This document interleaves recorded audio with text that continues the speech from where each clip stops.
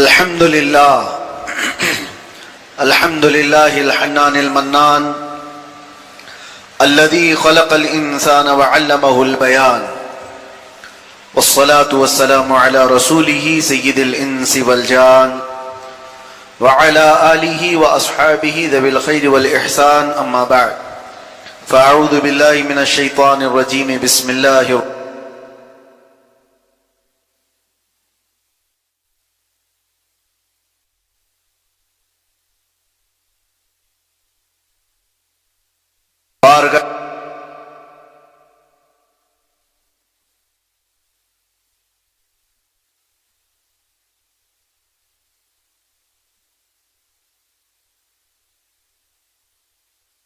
وبارک وسلم صلاة دائمة سرمدا ابدا۔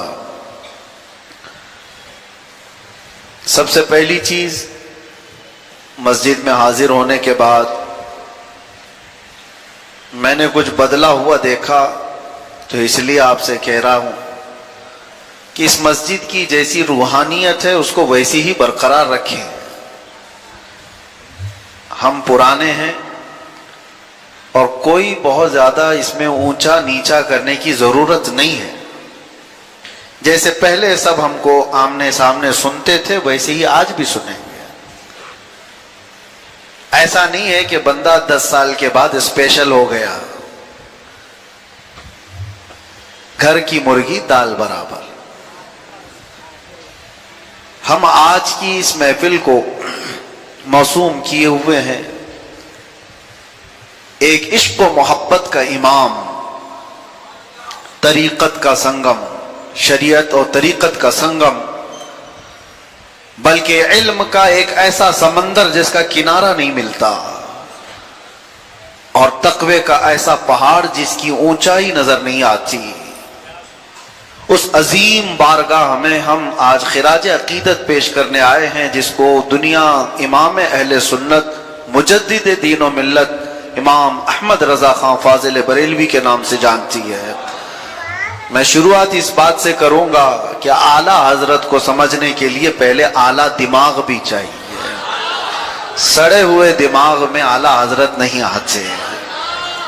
اعلیٰ دماغ لے کر چلے تو پھر سمجھ میں بھی آئے، بلکہ ان کا پیر خانہ جہاں سے وہ بیعت ہوئے ہیں ماررہ مطہرہ، تو ماررہ مطہرہ کے عظیم فرزند ہیں۔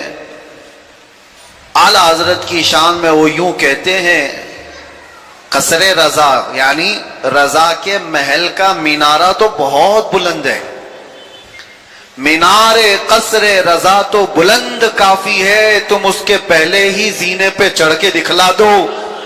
ارے فتاوی رضویہ تو ایک کرامت ہے، ذرا ہدایق بخشش ہی پڑھ کے دکھلا دو۔ بات سمجھ میں آئی؟ فتاوی رضویہ تو اعلیٰ حضرت کے علم کا ایک شاہکار ہے، 30 جلدوں میں ہے، اٹھاتے اٹھاتے کمر جھک جائے گی۔ اور ہدایت بخشش اعلیٰ حضرت کی نعتیہ دیوان کا مجموعہ ہے جس میں اعلیٰ حضرت نے ڈوب کر کے میرے آقا کی بارگاہ میں نعتیں لکھی۔ اس مجموعے کا نام کیا ہے؟ ہدایت بخشش۔ سنیوں کو اتنا تو یاد رہے، بخشش کے باغیچے ہیں یہ۔ ہدایت بخشش اکثر کا حال تو یہ ہے کہ اعلیٰ حضرت کی لکھی ہوئی شعر و شاعری بھی سمجھ میں نہیں آتی، اور وہ ان کے علم پر، ان کے کمال پر انگلی اٹھانے کی بات کرتے ہیں۔ صحیح طریقے سے اگر ان کی اردو ہی پڑھ لے، شارح بخاری علامہ شریف الحق امجدی علیہ الرحمہ بڑے پائے کے بزرگ گزرے ہیں، بخاری شریف کی جنہوں نے شرح لکھی ہے، فرماتے ہیں میرے نزدیک تو عالم وہ ہے جو اعلیٰ حضرت کی لکھی ہوئی کتابوں کے نام ہی پڑھ کے دکھاتے ہیں۔ کتابوں کے اندر جو موجود ہے وہ بعد کی بات ہے، جو اعلیٰ حضرت کی کتابوں کے نام ہیں، جو نام لکھے ہیں نا اعلیٰ حضرت، وہ اکثر لوگوں کو پڑھنے میں نہیں آتا۔ اور آج ڈپلومہ کر کے لوگ مناظرہ کرنے بیٹھ جاتے ہیں۔ اعلیٰ حضرت کے علوم تک پہنچنا ایک بہت بڑی بات ہے۔ میرے عزیزو، ایک ایک کتاب کا نام اگر آپ کو میں بتاؤں تو شاید عام لوگوں کو باؤنس چلے جائے، بلکہ علماء بھی اس سے قریب نہیں ہو پاتے، اس لیے کہ आला हजरत के किताब लिखने के बाद नाम रखने का तरीका ये था कि उस नाम के आप अदद निकालेंगे तो जिस साल में वो किताब लिखी गई है उसी साल का अदद निकलेगा। आप फतावा रज़विया को जानते हैं, फतावा रज़विया आला हजरत की किताब है। इसका पूरा नाम है अल अताया नबविया फिल फतावा रदविया। ये पूरी किताब के जब आप इल्म आदाद से अदद निकालेंगे तो आपको समझ में आ जाएगी कि किस वक्त किस साल में ये लिखी हुई है। हदाइक़ बख्शिश, इसके आप अदद निकाल लें तो आपको समझ में आ जाएगा कि कौन से साल में लिखी हुई किताब है। आला हजरत की किताब रफ़उर रैब अम्मा नालल मुस्तफ़ा मिनल गैब को अद-दौलतुल मक्किया कहा जाता है। ये सिर्फ 8 घंटे में 200 पेज की किताब आला हजरत ने लिखी है। ये भी मक्का मुकर्रमा में जब हज के लिए गए थे आला हजरत, तो कुछ लोगों ने सवाल किया रसूलुल्लाह के इल्म गैब के बारे में कि हुजूर अकरम सल्लल्लाहु तआला अलैहि वसल्लम के इल्म गैब के बारे में आप क्या दलील देते हैं।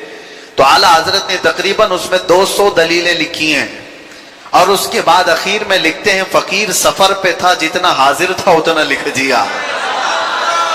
अल्लाहु अकबर। इल्म तफसीर का हाल ये है कि आप बदायूं शरीफ हाजिर थे मुहिब्बे रसूल बदायूनी रहमतुल्लाह अलैह के उर्स में, तो आला हजरत तफसीर करने के लिए खड़े हो गए कुरान की एक सूरे की, वद्दुहा वल्लैलि इज़ा सजा मा वद्दअका रब्बुका व मा क़ला। तो उस पर जब बयान शुरू हुआ तो सुबह के 9 बजे से लेकर दोपहर के 3 बज गए। 6 घंटे सिर्फ वद्दुहा की तफसीर बयान की और उसके बाद आखिर में ये कहते हैं कि मैं बरेली से सफर करके थका हुआ आया, इस सूरे की चंद आयतों के 80 जुज मैंने अभी छोड़ दिए जो 600 वरक पे लिखे हुए हैं। सिर्फ एक सूरे की इल्म तफसीर में अल्लाह ने वो महारत ताम्मा अता की थी। आप क्या समझते हैं 5 साल में जो कुरान पाक का नाजरा पढ़ने के लिए बैठे तो उस्ताद को बताए। 8 साल की उम्र में हुजूर की मीलाद पर 2.5 घंटे बयान करने वाले इमाम अहमद रजा हैं 8 साल की उम्र में, और 13 साल 9 महीने की उम्र हुई थी कि आप मुफ्ती बन गए थे और फतवा नवीसी शुरू कर दिए थे। 14 साल की उम्र में तो लड़के अभी यहां पर शऊर भी नहीं होता, अक्सर तो इनको तो कपड़े पहनने का सलीका नहीं आता, और उस वक्त वो आला हजरत उम्मत के आने वाले सवालात के जवाबात लिखने पर बैठ चुके थे। 14 साल की उम्र की बात कर रहा हूं। 14 साल की उम्र से लेकर फिर जब आपने कलम चलाना शुरू किया तो उनके कलम के शाहकार आज भी मौजूद हैं। मेरे अजीजों, कुछ कहानियां लोग बयान करते हैं वो ऐसे थे ये ऐसे थे, लेकिन आला हजरत की कोई चीज बयान जब हम करते हैं तो उनके दलील में किताबें भी मौजूद हैं। उनके इल्म को देखना हो तो सिर्फ हम करामतें नहीं बयान कर रहे हैं बल्कि किताबें तुम्हारे सामने मौजूद हैं। मुझे तो हैरत होती है कि आपको मैं ये बताऊं, आला हजरत ने साइंस पर 1-2 नहीं कई मकाले कई किताबें लिख डाली। क्या वो साइंस के स्टूडेंट थे? क्या उनको साइंस किसी ने पढ़ाया था? और साइंस ये 6ठी 7वीं 8वीं 9वीं का साइंस नहीं, जो साइंस पर आपने अपनी तहकीकात लिखी है उस पर तबसरा करने वाला कोई आम शख्स